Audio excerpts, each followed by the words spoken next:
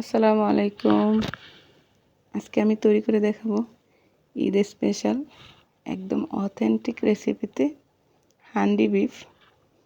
একদম সহজ উপায়ে দেখানোর চেষ্টা করছি। চলুন তাহলে মূল রান্নায় চলে যাই। এখানে আমি 1 কেজি নিলাম গরুর মাংস।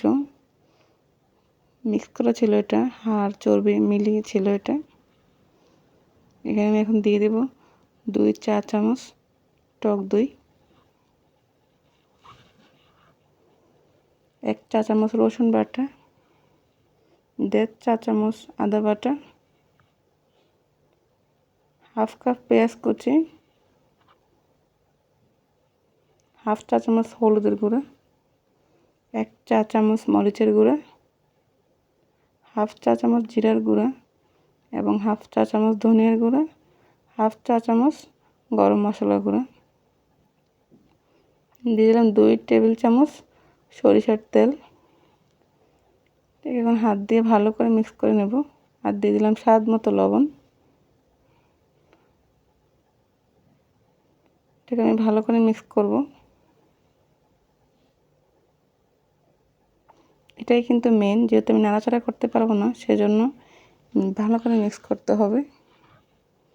এখানে একটা টমেটো, 3টা কাঁচামরিচ ফালি আর 2টা রসুনের কোয়া খোসা ছাড়িয়ে দিয়েছি। এটা আমার মিক্স করা হয়ে গেছে। এখন আমি হাঁড়িতে দিয়ে দেবো। চুলে একটা হাঁড়ি বসিয়ে দিলাম। এই প্রবাসে এর থেকে ভালো হাঁড়ি আর আমি পাই নাই। হাঁড়ি নেই তো কী হয়েছে, আমি কি হাঁড়ি বিফ মিক্স করবো নাকি। চুলে দিয়ে দিলাম আমি হাফ কাপ সরিষার তেল আর কিছু গোটা মশলা যেমন দারচিনি, তেজপাতা, এলাচ একটু ফ্রাই করে নিলাম। এখন দিয়ে দিলাম ম্যারিনেট করা মাংসটা। মাংসটা দিয়ে আমি ভালো করে মিক্স করে নেব। এরপর একটু ঢাকনা দিয়ে ঢেকে রাখবো একটু কষানোর জন্য।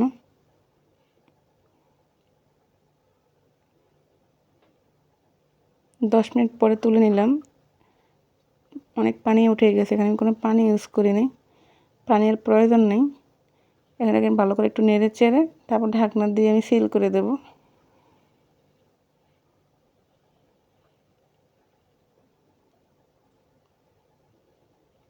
এখন আমি ময়দা দিয়ে সিল করে দিচ্ছি।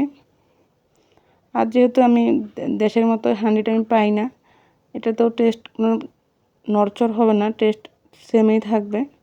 কিন্তু আমার হাঁড়িটা চেঞ্জ, কিছু করার নাই, আমি এর থেকে ভালো আর পাই না এখানে। হাঁড়ি বিফ তো খেতে হবে, তাই না? তো আমার এটাকে সিল করা হয়ে গেছে। ভালো করে সিল করে দিচ্ছি যেন হাওয়াটা বের না হয়। এটা আমি 40 মিনিটের মতো অপেক্ষা করব এটা রান্নার জন্য।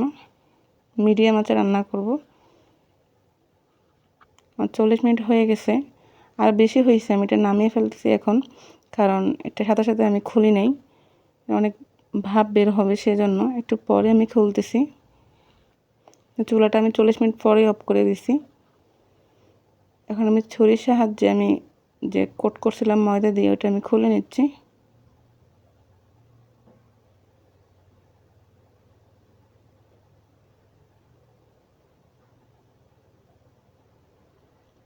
এই তো আমার হান্ডি বিফ কিন্তু রেডি। অনেক মজা ছিল, আর আমার কাছে তো টেস্ট ভালোই লাগছে, টেস্ট খারাপ লাগে নাই।